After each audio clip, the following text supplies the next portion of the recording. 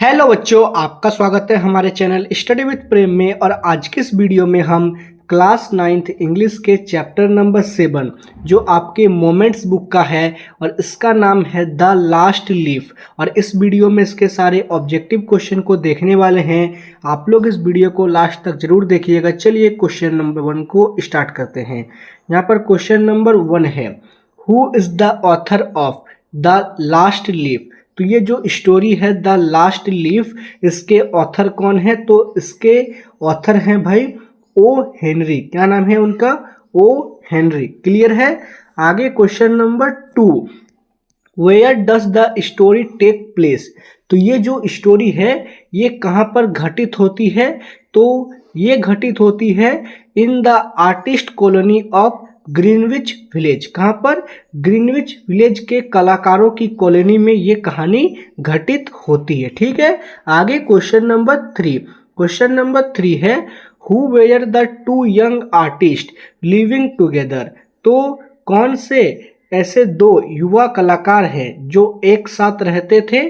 तो वो कौन कौन थे भाई? तो वो थे सीयू एंड जॉनसी। क्या नाम था उनका? Sue and Johnsy. ये टू यंग आर्टिस्ट थे जो एक साथ रहते थे, लिविंग टुगेदर। ठीक है। आगे बढ़े। आगे क्वेश्चन नंबर 4, क्वेश्चन नंबर 4 है, What was the relation between Sue and Johnsy.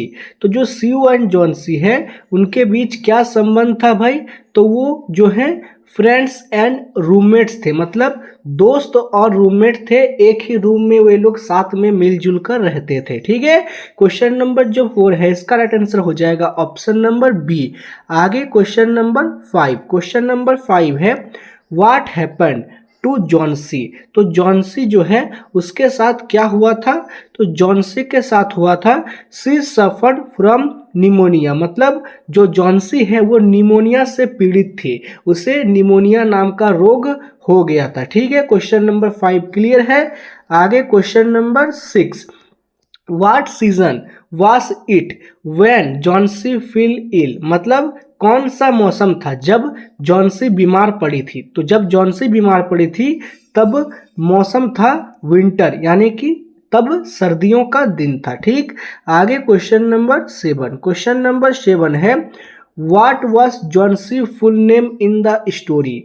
तो जो जॉनसी है इस कहानी में उसका पूरा नाम क्या है? तो उसका पूरा नाम है जोआना। क्या नाम है उसका पूरा नाम? जोआना। क्वेश्चन नंबर जो 7 है इसका राइट आंसर हो जाएगा ऑप्शन नंबर ए।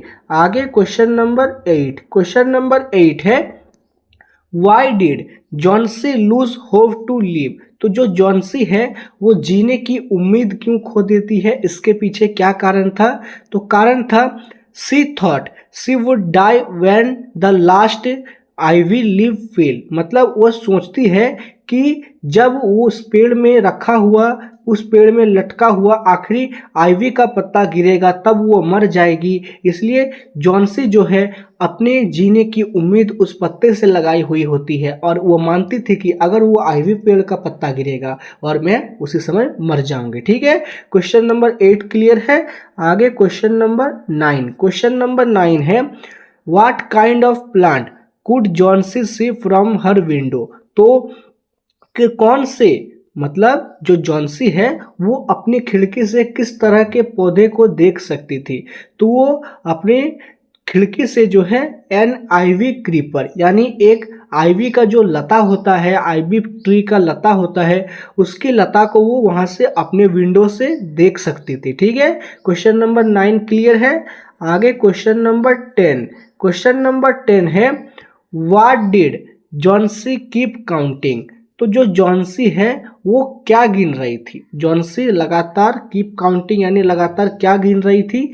तो जॉनसी गिन रही थी falling leaves of the ivy tree. मतलब जो आईवी ट्री के पौधे के पत्ते गिर रहे थे वो उनको जो है गिन रही थी। तो कौन गिन रही थी? तो जॉनसी। कौन? जॉनसी। ठीक है। क्वेश्चन नंबर 10 हो गया।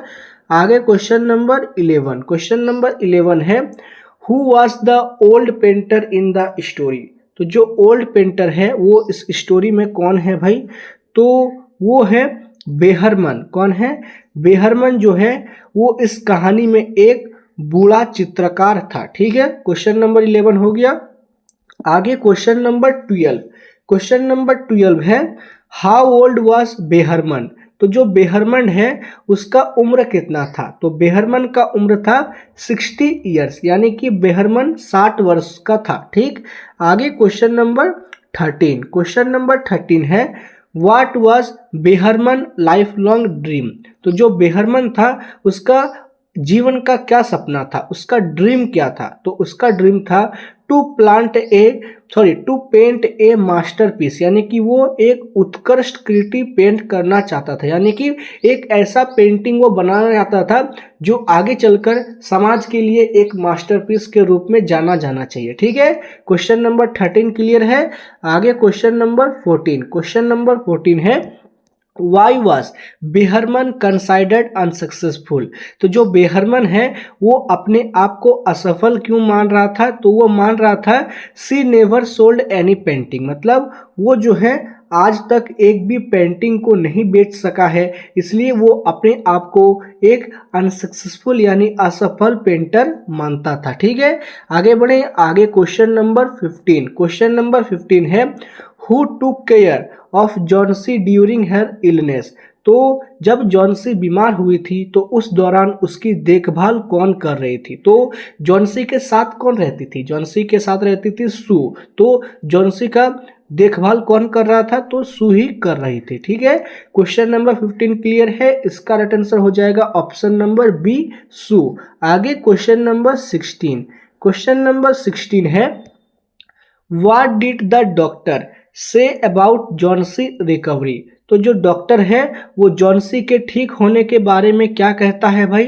तो वो क्या कहता है? वो कहता है only her will to live could save her, मतलब केवल उसकी जीने की इच्छा ही उसे बचा सकती है। इसलिए डॉक्टर कहता है ओनली हर विल, मतलब उसके जीने की इच्छा, टू कुड सेव हर, यानी उसके जीने की इच्छा ही जॉन्सी को बचा सकती है। ठीक है, क्वेश्चन नंबर 16 क्लियर है। आगे क्वेश्चन नंबर 17।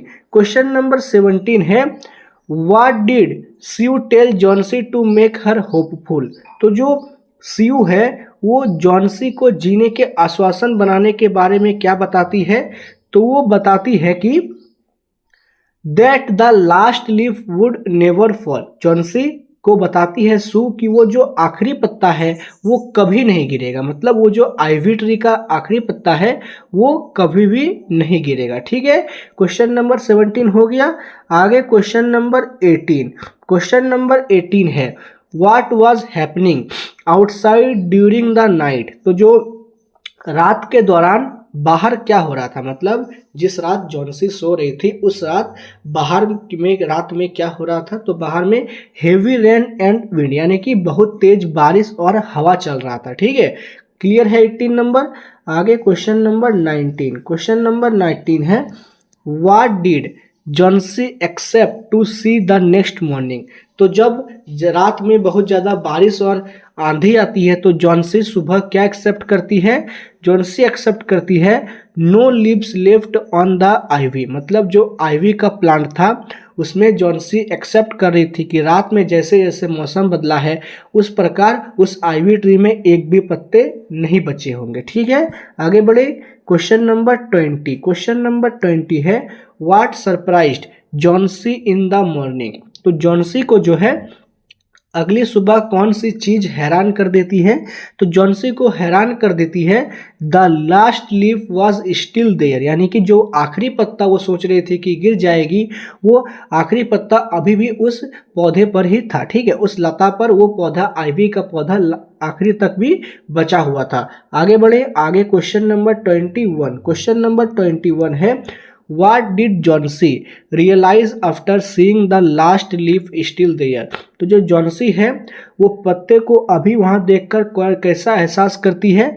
तो वो एहसास करती है that she was foolish to hope lose, मतलब वो अपनी उम्मीद खोने को अपनी मूर्खता समझती है। मतलब वो सोचती है कि मैं कितना मूर्ख थी, मैं अपने जीवन को एक पत्ते से तोल रही थी कि अगर वो पत्ता गिर जाएगा तो मैं भी मर जाऊंगी, लेकिन ऐसा में कुछ नहीं होता है। ठीक है, क्वेश्चन नंबर 21 हो गया। ऑप्शन नंबर ए इसका राइट आंसर होगा। ऑप्शन नंबर बी, सॉरी क्या होगा इसका आंसर? Option number B.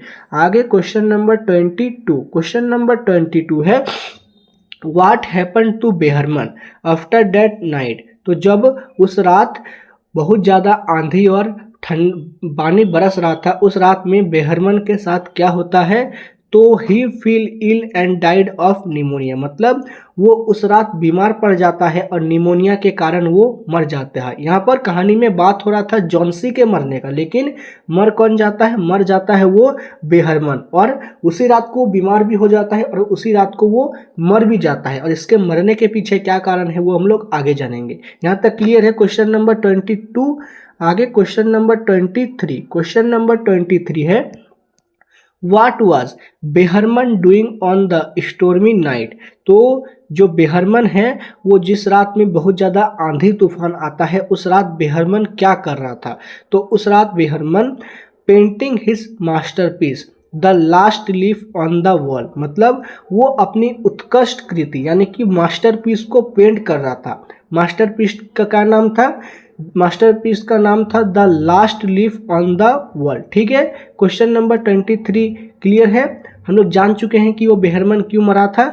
आगे question number 24, why did Behrman die. तो इस क्वेश्चन में हम लोग जानेंगे कि बेहरमन का मृत्यु क्यों हुआ था, बेहरमन क्यों मरा था। तो इसके पीछे कारण था because she caught pneumonia will painting in the cold rain. मतलब उस रात जो बहुत ज़्यादा बारिश और आंधी आया था, उस रात जो बेहरमन है वो अपना मास्टरपीस को पेंट कर रहा था। कहाँ पर, खुले मैदान में वो अपने मास्टरपीस को पेंट कर रहा था, और उतने ठंडे भरे मौसम में पेंटिंग के कारण जो है उसे निमोनिया हो जाता है और वो मर जाता है। ठीक है। क्वेश्चन नंबर 24 हो गया। आगे क्वेश्चन नंबर 25। क्वेश्चन नंबर 25 है, व्हाट वॉज बेहरमन मास्टरपीस। तो जो बेहरमन है उसका मास्टरपीस क्या था, उसने क्या मास्टरपीस बनाया था। तो उसने बनाया था the painted leaf that looked real and never fail. मतलब वो उसने क्या बनाया था, उसने बनाया था वो पेंट किया हुआ पत्ता जो असली लग रहा था और कभी नहीं गिरा। The painted last leaf that looked real and never fall, यानी वो कभी नहीं गिरता है। ठीक है। क्वेश्चन नंबर 25 क्लियर है। आगे क्वेश्चन नंबर 26 है, what did the doctor called Behrman act. तो जो डॉक्टर है उसने बेहरमन के कार्य को क्या कहा।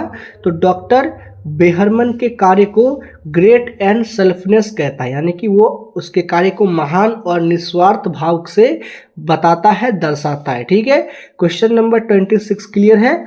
आगे है क्वेश्चन नंबर 27। क्वेश्चन नंबर 27 है, what lesson did Johnsy learn from the last leaf. तो जो जॉन्सी है वो आखिरी पत्ते से क्या सबक सीखती है। तो वो सबक सीखती है कि to live hope and will to live. मतलब वो जो है अपने जीने की आशा और इच्छा को रखना चाहती थी। ठीक है। क्वेश्चन नंबर 27 क्लियर है।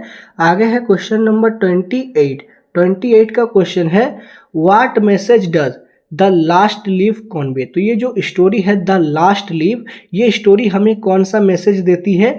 तो ये स्टोरी हमें मैसेज देता है, friendship and sacrifice can bring hope and life. मतलब जो दोस्ती और बलिदान है और आशा और जीवन ला सकती है। मतलब अगर दोस्ती अच्छा है तो वो क्या है, आशा और जीवन को भी ला सकती है, किसी मरे हुए को भी वो जिंदा कर सकती है। ठीक है। क्वेश्चन नंबर 28 क्लियर है। ये जो है एक कहानी है, ठीक है, उसको आप लोग रियल लाइफ में कोई इसका मतलब नहीं है। क्वेश्चन नंबर 28 क्लियर है। आगे क्वेश्चन नंबर 29 का क्वेश्चन है, what was Sue reaction when she found out about Behrman death. मतलब जब बेहरमन की मृत्यु के बारे में सू को पता चलता है तो उसका क्या प्रतिक्रिया होता है। तो जब सीयू को पता चलता है, she cried and feel proud of his sacrifice. मतलब वो रोई और उसके बलिदान पर गर्व महसूस करने लगी। ठीक है। क्वेश्चन नंबर 29 क्लियर है। आगे है क्वेश्चन नंबर 30।